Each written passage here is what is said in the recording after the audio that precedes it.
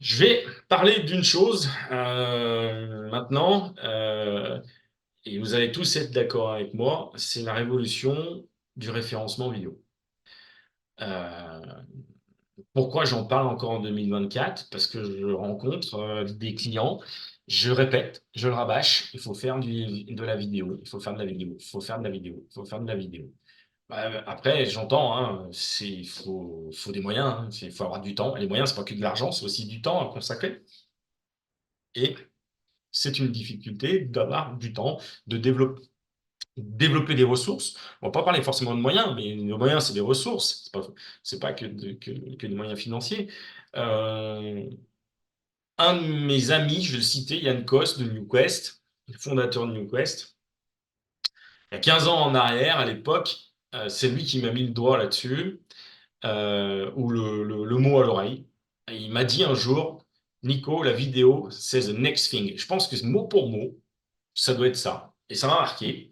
Et c'est à partir de là où moi j'ai commencé à faire des vidéos YouTube qui à l'époque étaient complètement pourries, parce qu'il fallait commencer quelque part, on n'avait pas de moyens, on n'avait pas de caméra, on avait à la limite quoi, on avait des GoPro, parce que moi je faisais beaucoup de sport, donc des GoPro pour les faire du ski, pour faire de la plongée, des choses comme ça. Donc dans l'automobile, c'est ce qu'on a pu utiliser aussi. Et puis on a appris à faire. Donc aujourd'hui, quand on regarde une vidéo de l'époque, on se dit waouh, gars. J'ai honte de les montrer. Ouais, mais en attendant, il y a des vidéos, enfin, je veux dire, on savait pas faire, on apprenait, puis c'était pas aussi évolué que maintenant. Donc, des vidéos qui montaient à 1000, 2000, 5000, 10 000, 100 000, 300 000 vues. Et ça attirait du monde sur les sites internet. Alors, on parlait pas de référencement à l'époque, mais voilà, aujourd'hui, on va parler de référencement parce que YouTube, alors c'est plus le deuxième moteur de recherche, je crois, d'après ce que les dernières stats, ça doit être TikTok, le deuxième moteur de recherche. Enfin bon, si c'est pas le deuxième, c'est le troisième.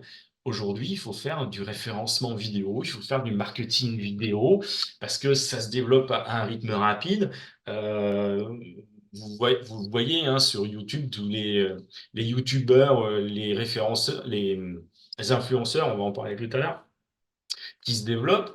Alors, il y a des gens qui gagnent de l'argent avec ça, il n'y a pas de souci. Il y a des gens qui gagnent beaucoup d'argent. Puis il y a aussi énormément de mythos qui vont vous expliquer que ce qu'ils, eux, n'arrivent pas à faire, bien entendu. Mais voilà, bon, ça, that's the game, guy, hein. C'est le jeu. Mais la vidéo, je le dis, je le répète, il n'y a pas besoin, éventuellement, si vous voulez commencer, de faire des vidéos de type Géonature, Sciences et Vie, TF1, tout ce que vous voulez. Ce qu'il faut, c'est le faire. Il faut commencer. Et après, c'est comment on va intégrer cette vidéo, qu'est-ce qu'on va en mettre dedans. Il faut que ce soit engageant, il faut que ce soit interactif. Et surtout, la vidéo, c'est le marketing de la preuve. Si vous êtes un installateur de ci ou de là, montrez vos installations. Si vous vendez du service, si vous vendez des produits, montrez-les. Montrez comment c'est fait à l'intérieur, comment c'est fait à l'extérieur. Et puis après, nous, on va s'occuper de référencer tout ça et de faire en sorte que ces vidéos elles apparaissent sur les requêtes et elles aident au référencement de votre site. Ça fait partie du branding. Et le branding, c'est le SEO. Et le SEO, c'est le branding. Si aujourd'hui tout est bon et la vidéo est une chose qui est énorme, et vous pouvez, enfin, vous voyez tout le monde là avec ça, et les jeunes, et même pas que les jeunes, parce que moi-même, je me fais engueuler des fois. Mais tout le monde dans le train, dans le bus, on est là, et ils bouffent de la vidéo, ils bouffent de la vidéo. Il faut être là-dessus. Pour moi, c'est un impératif. Alors, vous voulez peut-être pas être sur TikTok. Bon, ok. Moi, je suis pas sur TikTok. C'est une erreur. Pour moi, c'est une erreur. Mais il va falloir s'y mettre parce que c'est incontournable. Tout le monde en consomme.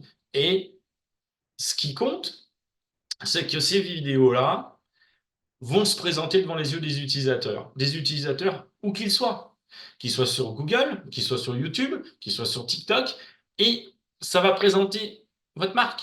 Ça va être il va y avoir un nom de Coca-Cola, il va y avoir un nom de Google, il va y avoir un nom de McDonald's, de Burger King, il va y avoir votre nom à vous, pardon, il va y avoir le nom de Metadosi. Et au bout d'un moment, Metadosi, Google, Coca-Cola, tout ce que vous voulez, ça va s'imprimer là. Donc il faut le faire. C'est un impératif aujourd'hui en 2024. Il y a plein de façons de faire des vidéos. Vous pouvez faire de la vidéo style reportage, style podcast. Vous pouvez montrer des choses à droite et à gauche. Euh, Ce qu'il faut, c'est que la vidéo soit de bonne qualité. Qualité visuelle. C'est aujourd'hui évident. On peut plus être en 244 pixels, c'est pas possible. Il faut l'éditer correctement. Il faut qu'il y ait des titles, il faut qu'il y ait une description. Il faut que vous expliquiez le contenu de votre vidéo, sinon après ça sort pas. Il faut qu'il y ait des vignettes, il faut qu'il y ait des call to action, et les bonnes balises. Il faut qu'il y ait des transcriptions éventuellement. Alors, vous pouvez aussi, si vous avez différents types de recycler les vidéos, euh, c'est-à-dire regarder vos rushs et puis après les réutiliser, les couper, les remonter. Et puis, si vous devenez vraiment un gros professionnel et vous avez un service qui est là pour ça, vous pouvez faire des plans de vidéos. Euh, bon. Après, est-ce que j'héberge des vidéos chez moi ou que sur YouTube? Il y a du pour et il y a du contre. On va peut-être pas rentrer dans le détail là, parce que le but du jeu, c'est pas de planter votre site en termes de ressources et de débit.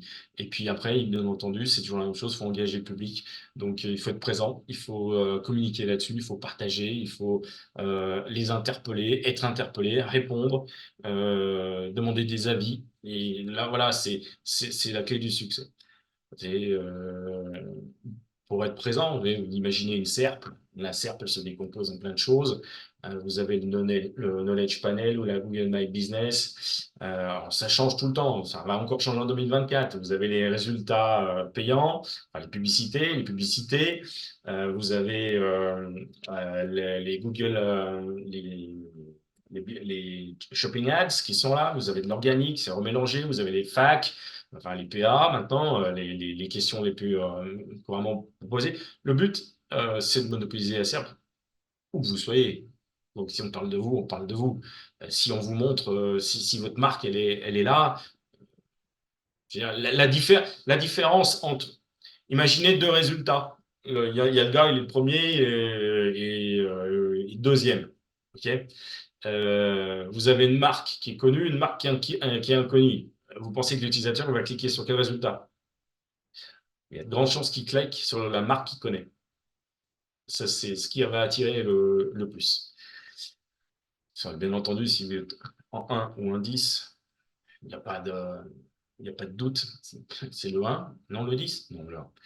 Euh, voilà ce qu'il y avait à dire là-dessus pour moi. Enfin, il y a enfin, plein de choses à dire encore, hein, sur les plateformes. Et je pense qu'il y aura encore d'autres plateformes qui vont sortir.